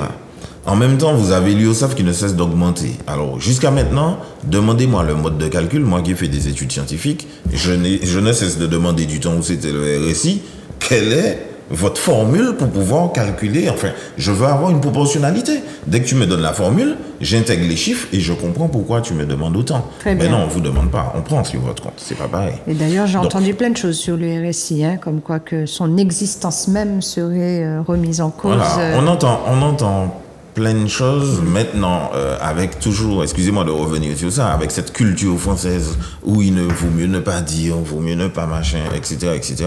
Donc finalement, on ne sait pas. Vous vous rendez compte si ça, en fait, là aujourd'hui, ça peut paraître comme une rumeur. Dans 20 ans, ça sera certainement avéré, alors que au départ, on n'en a fait qu'une rumeur. Mais c'est quelque chose de grave. Et en fait, c'est pour ça, excusez-moi, je reste martiniquais, c'est pour ça que je dis que c'est pas notre culture. Les parents, nous, là, en bas, ils pas qu'à aller, ils étaient qu'à frapper du poing sur la table, il faut que ça a réglé. Lorsqu'on était fâchés entre frères, c'est tout de suite, il faut que ça a réglé. Les autres pas ni doivent fâcher. Et il n'y a pas besoin de savoir qui moun qui ni tort, qui moun qui ni raison. Tout à Donc, fait. Et là, nous, malheureusement, on rentre dans un système qui fait que réellement, vous avez des travailleurs consciencieux qui engagent toute leur famille avec, parce que lorsque vous appauvrissez un entrepreneur, c'est toute sa famille que vous entraînez derrière, d'accord? Donc ça ramène aux difficultés que le corps enseignant peut rencontrer, avec des enfants qui peut-être avaient une qualité de vie qui du jour au lendemain se retrouvent dans une situation particulière. Donc en fait, tout est lié. D'accord? Tout est lié. Tout est lié. Effectivement, tout est lié. Et pareil, donc chez vous, on a parlé de développement de l'anxiété, des troubles de la santé physique. Absolument. On peut dire mentale aussi avec l'anxiété. Et pour autant, cette empathie et ce calme que vous essayez de garder devant vos patients et qui vous aussi, comme les infirmières, peuvent vous gâter de légumes, de fruits, de petites attentions particulières parce que, mine de rien...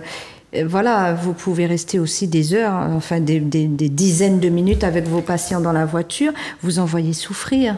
J'ai encore le témoignage de Volcan qui nous disait que monter à Clarac ou monter à la Ménard avec certains patients, ça laisse des traces. Absolument. La souffrance Absolument. d'autrui. Ça laisse des traces et en même temps, si vous voulez, lorsqu'on écoute certains sondages, ça nous fait bien sourire parce que nous, on est au cœur même de la population. Et en fait, vous parliez de choses qui nous étaient remises, des fruits, etc. Et en fait, on observe ce phénomène où effectivement, on pouvait retrouver ça partout sur l'île, mais de plus en plus, ça devient dans des endroits éloignés. Oui. Parce que la population, on a l'impression, plus elle converge vers le centre, plus elle s'appauvrit. Et elle n'a même plus les moyens de nous offrir. Et vous voyez même les gens gênés. Mon pas rien pour mon bord. Alors nous, on dit, mais non, mais pas besoin. Mais ils sont gênés. Parce qu'il y a une réalité. Les gens n'arrivent plus à se nourrir convenablement. Alors allez voir vous donner des fruits et légumes, etc. C'est triste à dire, mais sans compter qu'ils sont parqués dans des cités et que l'arbre ne poussera jamais sur le balcon au 5e étage. On est d'accord. Ce qui n'est pas adapté pour nous encore, ce type de logement. Absolument.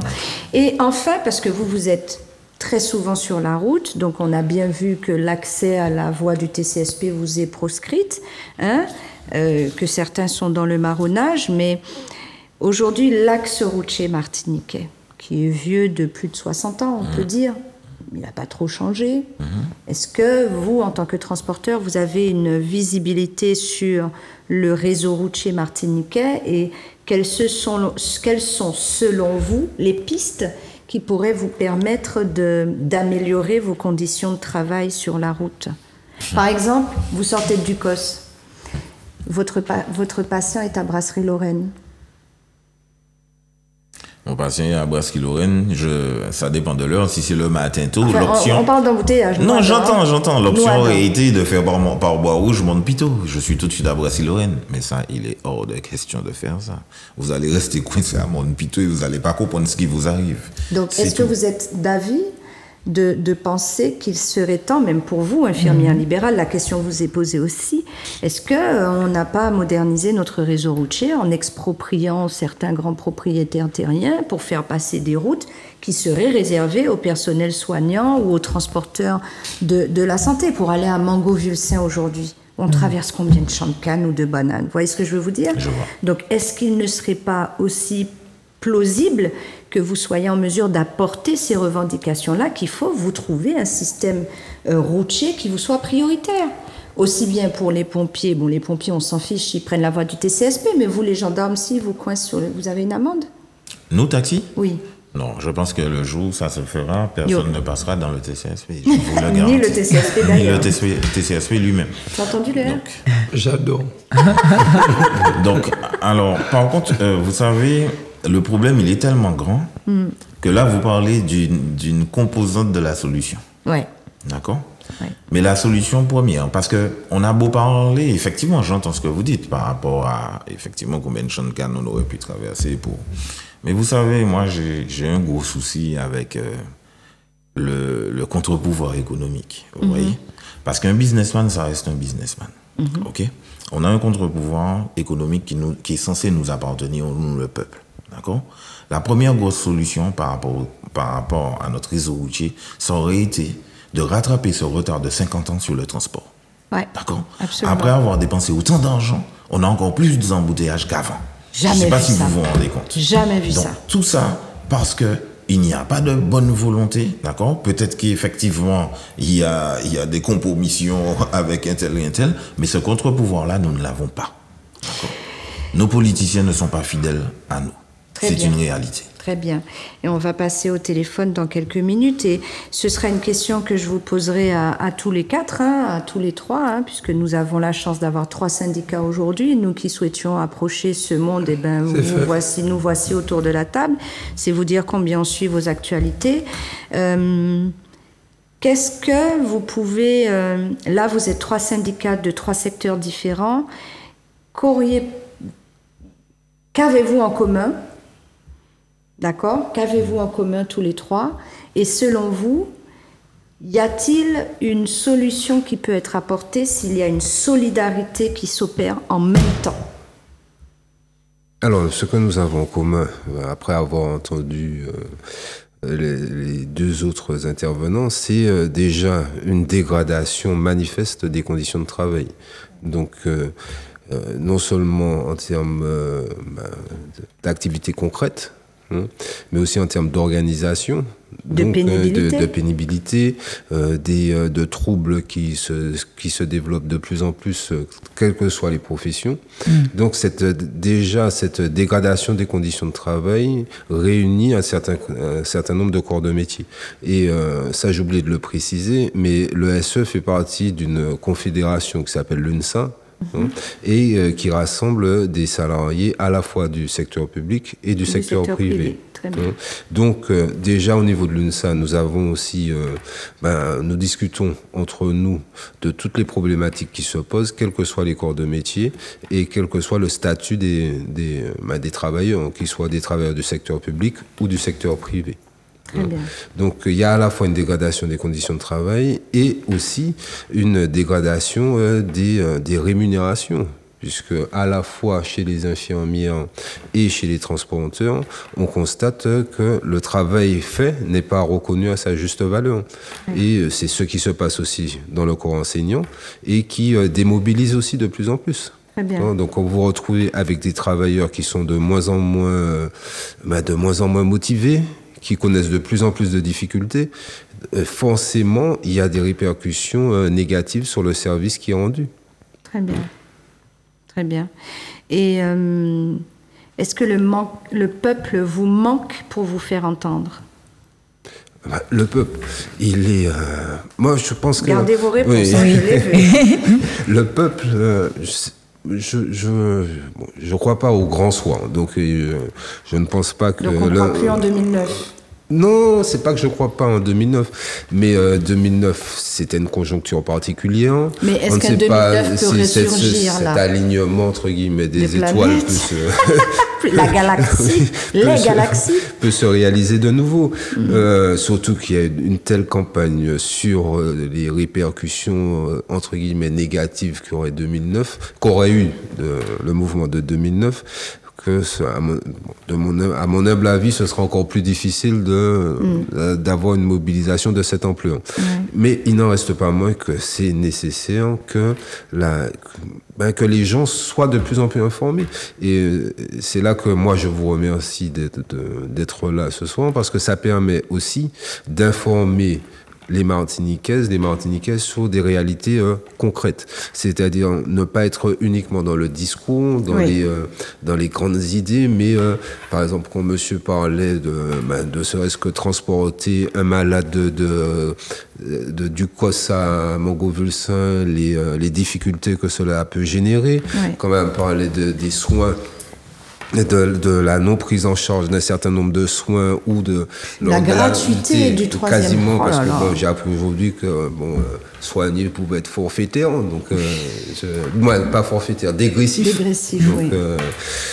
Ce que je ne savais pas du tout, mais j'imagine bien que quand vous faites un acte, 2 actes, 3 actes, vous êtes un être humain, vous n'êtes pas une machine. Donc la machine, elle devient de plus en plus efficace à force de faire la même chose, mais l'être humain, lui, il se fatigue. C'est ça. Donc au lieu que le travail, la fatigabilité, la pression que connaît l'individu soit reconnue à sa juste valeur, au contraire, on considère que on peut le rémunérer de moins en moins. Donc déjà, là, il y a un gros souci. Et donc, tout ceci m'amène, moi, à penser qu'effectivement, il faut communiquer de plus en plus auprès de la population pour qu'elle puisse aussi sortir d'un certain nombre de stéréotypes. Notamment concernant, par exemple, les infirmières, concernant les chauffeurs de taxi, etc. Et qu'on soit, parce que moi, ce que je pense, c'est que plus on sera au courant de ce qu'on vit chacun réellement, moins ça donnera de crédit à un certain nombre de discours qui veulent plutôt mettre les travailleurs en opposition les uns avec les autres. Tout à fait. Et donc, ça permettra aussi d'avoir une plus grande unité et peut-être, au fil du temps, de construire un mouvement d'ampleur. Très bien. Mais ce mouvement d'ampleur, il ne se décrète pas. C'est pas. Absolument. Il mérite un travail. Une préparation, c'est ça. Et moi, je me rends compte qu'on n'a pas 2 heures d'émission, on a 1h30 d'émission. Et je me dis, bon, je vais commencer à prendre les appels à 21h30, sauf que l'émission se termine à 21h30. En garé totalement. Je vais bien vouloir m'excuser. Alors, je suppose qu'il y a du monde au standard, Grégory. Donc, gardez la réponse à la question pour votre conclusion. Et tout de suite, on va demander au peuple s'il est prêt à soutenir les enseignants, les soignants et les transporteurs de nos malades martiniquais. Il y a quelqu'un au standard, Grégory ? Oui, bonsoir. Bonsoir, bienvenue à Zouk TV. Votre nom, s'il vous plaît? Mon nom c'est Roland. Roland. Alors, nous vous écoutons. Vous avez un message à adresser particulièrement à nos invités? Arrête de le gouvernement a dit en place là. Pardon? Gouvernement là. Oui. Ton gouvernement diabolique là. Eh oui. Le gouvernement est diabolique français. Ce gouvernement français, c'est la plus diabolique. Et le cas de tout ça, c'est fait. Nous sommes là, on va finir pour politique. Bon, là, ils sont idiots. Après, pour que mon Dieu continue en marché, il y a plus loin là. Il me dit pour moi, il dit, je vais aller. Après, on fait mon mot à dire. Moi, il va dire, il y a pas de temps, mot à dire. Est-ce que vous demandez à la sur la vie, je vais la dire, toutes les bagages, c'est du chargé dans les yeux. Le gouvernement n'est pas bon. Ce gouvernement diabolique là. Alors, moi d'accord. Et puis, où c'est moun qui côté? En fait, vous avez été en Guadeloupe. Ou qu'a crié nous dit la Guadeloupe? Eh bien bonsoir la Guadeloupe. Donc la Guadeloupe, si ou écoutez toute émission, ou tant ni transporteur, ou tant ni infirmière, ou tant ni professeur, est-ce que vous aussi... Tout ça, c'est pour le gouvernement français. C'est pour le gouvernement français, même ça va ça. Et qui message vous t'es... À dire de la travail, pour qui est yo? Vous comprenez? Je comprends pour dire, pour dire, du côté, même pour que je vois que ça se lève à faire la pardon, et je comprends que je vais passer devant pour dire penser. Qu'est-ce que je dis là?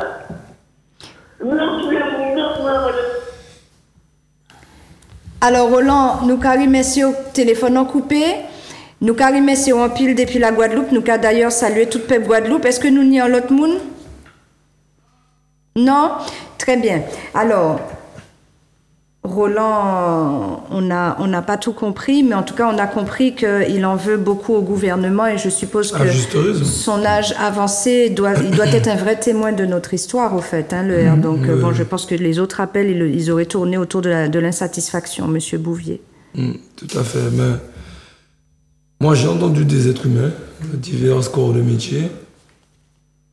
Déjà, merci déjà à tous, hein, parce que souffrir, c'est déjà quelque chose, mais avoir le courage de venir le dire au public, c'est encore autre chose, parce que on sait qu'on a une éducation qui fait qu'en général, on souffre en silence. Donc bon, déjà sortir du silence, parce que celui qui ne dit mot consent, donc dire qu'on souffre, c'est déjà quelque chose. Mais c'est divers corps de métier, mais qui sont dans la même souffrance. Donc, on doit comprendre qu'il y a quelque chose qui ne va pas.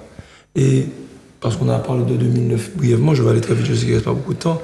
2009, je pense que l'erreur a été, c'est moi qui le pense, l'erreur a été de ne pas s'asseoir comme on vient de le faire aujourd'hui et essayer de trouver un outil en commun qui allait amener une solution à tout le monde. On a cherché à solutionner tout le monde, ce qui était impossible. Il fallait trouver un outil. Et cet outil-là, peu importe le nom qu'on lui donne, c'est le fait de pouvoir redonner le pouvoir aux Martiniquais de décider eux-mêmes pour eux-mêmes. Comme il a dit tout à l'heure Olivier Labastide, et c'est une analyse très logique, on ne peut pas être gouverné à 8000 km par des gens qui ne connaissent pas notre réalité, sachant qu'eux-mêmes ne sont pas gouvernés par eux, ils sont gouvernés par l'Europe. Donc si chez eux-mêmes ils se plaignent des décisions prises, alors qu'ils se plaignent aujourd'hui de choses que nous on se plaint déjà depuis plus de 30 ans. Ils se plaignent d'une vie chère que nous on subit déjà depuis toujours. Je n'apprends à personne que le gouvernement vient de s'augmenter minimum de 300 €. Quand on augmente madame de 25 centimes. Je ne sais pas c'est quoi la blague, mais bon. En tout cas, on a parlé de 2009 et j'aime reprendre 2009. Moi, je pense que c'est encore possible. Tout à l'heure, Aude a parlé des alarmes qui s'allument. Moi, je pense que c'est le moment de tirer le frein à main et de dire stop. Parce que j'ai l'impression qu'ils tirent tellement. Parce qu'on a des gens amoureux de leur métier, ils m'ont tous dit pourquoi ils sont venus. Et aujourd'hui, qui sont à la limite dégoûtés par ce qu'impose le système qui les empêche d'exercer leur passion, leur métier avec amour. Cet amour-là existe encore, mais il devient impossible. C'est comme quand on aime quelqu'un, mais que la personne en face est violente. Ben là, le gouvernement, ils sont en train d'imposer des choses qui sont tellement violentes que les honnêtes travailleurs ne peuvent plus travailler et le peuple lui-même est en souffrance, dans tous les sens. Donc, moi, je pense que c'est le moment de faire peuple et de tous dire non ensemble. C'est pas... J'ai pas envie, et je l'ai dit honnêtement à Olivier, quand je suis venu sur le moment de grève, je lui ai dit honnêtement, j'espère que vous allez trouver aucune solution. Parce que j'ai pas envie qu'on vous bricole quelque chose. Demain, ils vont bricoler quelque chose à madame, bricoler quelque chose à monsieur. Mais l'année prochaine, on va repartir dans les mêmes combats. C'est le moment de se battre pour arracher un outil qui va nous permettre de dessiner nos solutions. Alors bon, et après Action-EC, on se bat pour ça. Nous, on parle d'autonomie totale. Parce qu'on a besoin que le peuple martiniquais puisse décider lui-même, pour lui-même. Parce que vous êtes, madame et monsieur, vous êtes dans le domaine de la santé, il y a un symbole que j'aime bien prendre. Je sais que vous faites parfaitement bien votre travail, surtout les infirmières. J'ai déjà subi ça, donc je sais que je suis resté alité très longtemps. Et aussi gentille qu'elle soit, avec toute l'expérience quand elle me l'a fait, je ne me sentais jamais propre. Pour la simple et bonne raison que je ne me suis pas lavé moi-même. Ouais. Alors qu'elles étaient payées pour ça, elles savaient le faire. Mais c'est la même chose pour le fait d'être dirigé. Tant qu'on ne soit pas dirigé nous-mêmes, on ne va jamais sentir que les solutions qui sont prises sont adaptées à nous-mêmes. Elles ne le seront jamais parce qu'il n'y a que nous-mêmes, peuple martiniquais, qui puissions savoir qu'est-ce qui est bon pour la Martinique. Donc, personnellement, j'estime que tout ce qui nous arrive, ce ne sont que des signes pour nous dire c'est le moment de se battre pour arracher notre liberté. Très bien. Et donc, l'émission touche à sa fin. Marie-Noëlle Delaney, qu'est-ce que vous pouvez nous dire en conclusion? Mais en conclusion, on voit que sur 3 corps de métier, le gouvernement, la politique, les différentes politiques successives créent plus des professionnels en souffrance et des professionnels qui travaillent. Avant, on travaillait pour se créer un bel avenir et maintenant, on travaille pour survivre. Oui. Pour survivre. Et ça fait que les vocations, les passions disparaissent. Et on est des moins bons professionnels parce qu'on est maltraité, on est mal considéré. Très bien. Voilà. Merci beaucoup, Madame Delaney. Je rappelle que vous êtes présidente du syndicat des infirmières et donc de Convergence 972. Merci beaucoup, bon courage à vous et à bientôt. Merci au public. Olivier Labastide. Alors, moi, je vais un petit peu reprendre ce qui a été dit vite fait, enfin, résumer, essayer de synthétiser ça en disant que, effectivement, j'entendais leur dire faire nous-mêmes, pour nous-mêmes, mais c'est surtout le côté où on n'entend pas, en fait. On a envie de faire pour des gens, mais on n'écoute pas leur doléances. Enfin, je trouve ça drôle, quoi. Donc, on va jamais réussir, en fait, je vais dire. C'est-à-dire le gouvernement français... en face est sourde. Ben, mais si vous voulez aider quelqu'un, vous lui demandez, comme Madame infirmière, où avez-vous mal? Enfin, vous pouvez pas arriver et puis vouloir la soigner absolument alors que vous ne savez même pas où elle a mal. Il faut d'abord lui demander. Donc nous, on a nos mots, mais malheureusement, qui ne sont pas entendus. On fait semblant de nous entendre et les décisions qui sont prises ne sont pas du tout appropriées parce qu'il n'y a pas d'écoute, c'est tout. Donc à partir de ce constat-là, si apprenons à nous écouter nous-mêmes pour ensuite pouvoir faire pour nous-mêmes. Écoutons-nous, puisque les autres là-bas écoutent nous. Donc on a déjà compris ça. Je vois pas qu'est-ce qu'il faut de plus pour qu'on le comprenne. Allons commencer à nous aimer, à nous écouter entre nous, à échanger davantage. Et vous allez voir qu'on va réussir à construire quelque chose et que 2009, ça sera... Mais non, juste une anecdote à ce moment-là, parce qu'on aura gagné un vrai combat. Très bien. Eh bien, c'est sur ces très bonnes paroles que nous allons clore cette émission d'aujourd'hui. Je rappelle que nous étions en présence de Olivier Bastide. Olivier Labastide du syndicat de la FDT, de la Fédération des taxis de Martinique. Nous avions Marie-Noëlle Delaney, présidente du syndicat Convergence 972 des infirmières libérales, et puis Carl Toussaint, secrétaire général de SE-UNSA. Bien évidemment, le R du RPRAC avec nous. Et bien évidemment, le RPRAC, grâce à Zouk TV, continuera de vous informer. Et sachez que désormais, le RPRAC se rapprochera des syndicats parce que nous pensons effectivement qu'il y a une souffrance qui ne s'arrête pas à ces 3 corps de métier, à bien d'autres. Et nous pensons qu'il est temps de, même si la parole a toujours été libérée, mais peut-être que nous atteignons d'autres cibles pour créer une solidarité véritablement. Et surtout, un gros big up à nos malades qui sont en difficulté, un gros big up aux aidants, effectivement, dont la tâche n'est pas toujours facile. Et puis, maman, il y en a l'autre, il y en a pilote, et manque à souhaiter autres en belle soirée. À très bientôt sur les antennes de Zouk TV, et un bonsoir à Grégory, à Manuela et à Emmanuel Granier. À très bientôt.